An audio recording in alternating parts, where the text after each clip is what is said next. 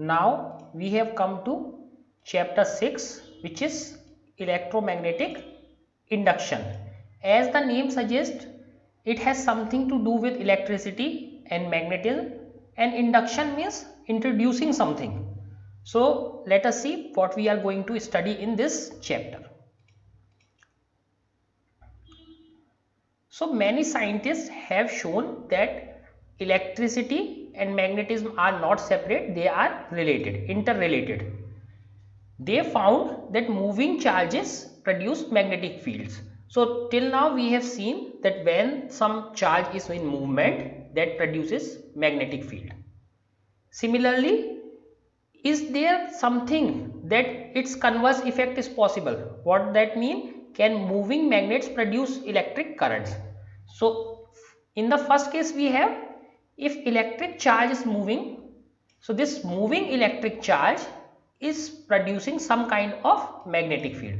Now in the second time they are asking, is the converse effect possible? What is the converse effect? Converse means opposite effect. Is the opposite effect possible? Can moving magnets produce electric currents? So this is our questions. Our question that can moving magnets produce electric currents? So Michael Faraday in England and Joseph Henry in USA conducted some experiments around 1830s. That means these experiments are about 200 years old. So they were done by Michael Faraday in England and Joseph Henry in USA. So what did they demonstrated? What did they show? They showed conclusively that electric currents were introduced in closed coil when subjected to changing magnetic fields. So similarly, as charge is flowing, it is producing magnetic field. When magnetic field is changing, that produces the electric current. Again, Michael Faraday in England and Joseph Henry in USA conclusively said or conclusively showed that electric currents were induced in closed coils when subjected to changing magnetic fields. That means if magnetic field is changing, then this will produce electric current. Very similar, when electric charge is moving, that means changing, it will produce magnetic field. So inverse effect is also true. The phenomena in which electric current is generated by varying magnetic field is appropriately called electromagnetic induction. So this is the name of our chapter, electromagnetic induction.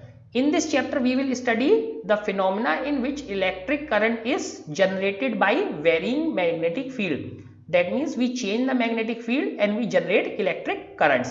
So in this chapter we will study this phenomena.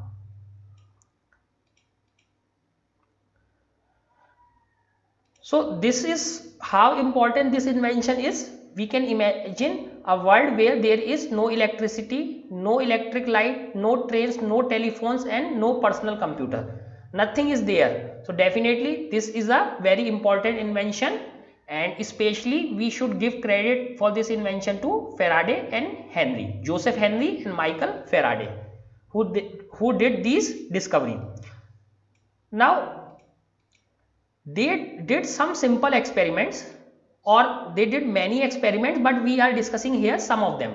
The experiments of Faraday and Henry.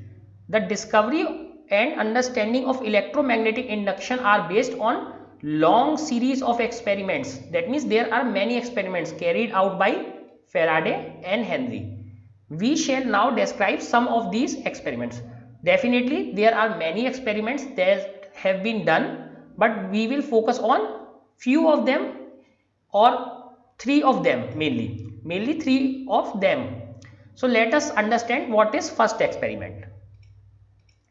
What is first experiment? Experiment 6.1. So let us see the figure. First let us see the figure, that we will understand it better. So this is figure 6.1. So in this figure we have a coil, an electric coil. This electric coil is not connected to any source but connected to a galvanometer. Okay, so this coil or this wire is not connected to any power source. So there is no current if power source is not there, and this is connected to a galvanometer. So you know, if there is no current, galvanometer So you have seen galvanometer. Galvanometer is this kind of structure. 0 is in the middle. This side current positive, this side negative current. So if it moves, then negative current. What is negative and positive current? Only the sign is reversed. Only the sign is reversed. Negative, suppose current is flowing in this to this direction. Positive means current is flowing this to this direction. But the amount of current will not change. Only thing that electrons are flowing in this direction or in opposite direction. So if current is in this direction, electrons will flow in this direction because electrons are negatively charged.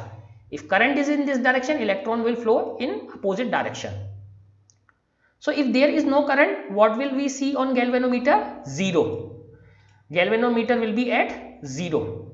But if there is current, so galvanometer will be at either at positive or at negative.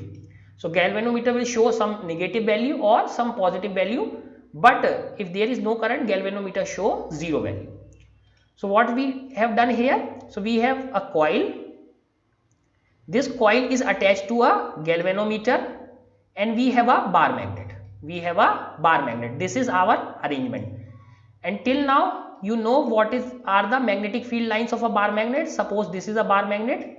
So this is north pole, this is south pole. So magnetic field lines comes out of north pole and goes inside into the south pole.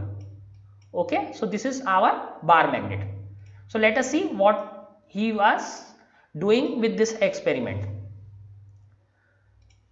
Figure 6.1, this figure what we have seen shows a coil C1. So there is a coil connected to a galvanometer G. So this coil is connected to galvanometer.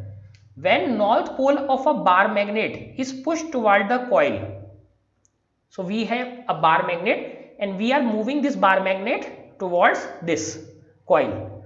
So when the north pole of a bar magnet is pushed toward the coil, the pointer in galvanometer deflects. So this is important thing. So previously it was at 0.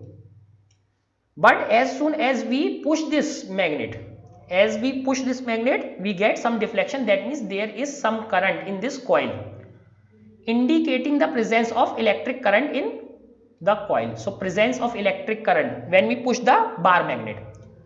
The deflection lasts as long as the bar magnet is in motion. So one more thing, the deflection is only when bar magnet is in motion. So first thing, we see a deflection, but deflection only when bar magnet is in motion. The galvanometer does not show any deflection when the magnet is held stationary. Suppose we are moving, so we see some motion on the galvanometer needle either on negative side or positive side. That depends how we have connected it to galvanometer. Now, but if we stop it and will not move this, then there is no deflection. Does not show any deflection when magnet is held stationary. So if magnet is not moving, there is no deflection. So definitely it means if magnet is lying there, if magnet is only kept there, there will be no deflection. When the magnet is pulled away from coil, suppose in the first case we are bringing the magnet close to this coil. Now we are taking it away. When the magnet is pulled away from the coil, the galvanometer shows deflection in the opposite direction. So this is third thing. First thing, if we are bringing magnet close, we see a deflection. If we stop magnet, no deflection. Third thing, suppose if we are taking this in opposite direction, if we take it far from the coil, we get the deflection but in opposite direction.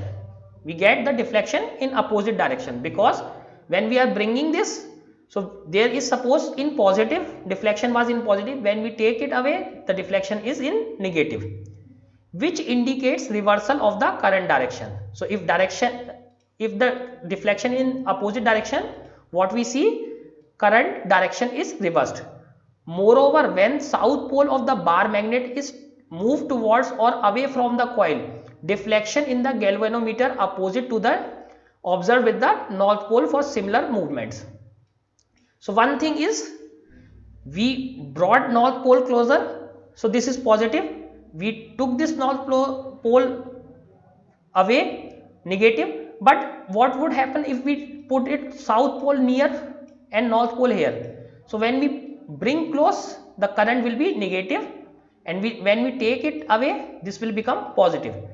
So only meaning of this is that effect of south pole is just opposite that of north pole. Effect of south pole is opposite of the north pole. Further, the deflection and current, deflection means current, is found to be larger when magnet is pushed toward or pulled away from the coil faster. So if we move this magnet faster, so if it is slow movement, if it is fast movement larger current, slow movement smaller current. So everything is making sense. When we bring close, we see a deflection, fast, more current. When we take away, negative current, stationary, no current. And if we change the pole, the effect is reversed. Instead, when the bar magnet is held fixed and the coil C1 is moved, fifth thing, suppose this thing is stationary, this is still here, we start moving this coil, we start moving coil C1 towards or away the magnet, the same effects are observed. So if we move coil or the magnet, same effects were observed. So in totality, what we have learned, it shows that it is the relative motion. So either we move this or this, it is the relative motion between magnet and the coil that is responsible for generation of electric current. Generation or induction are same thing. So induction is generation.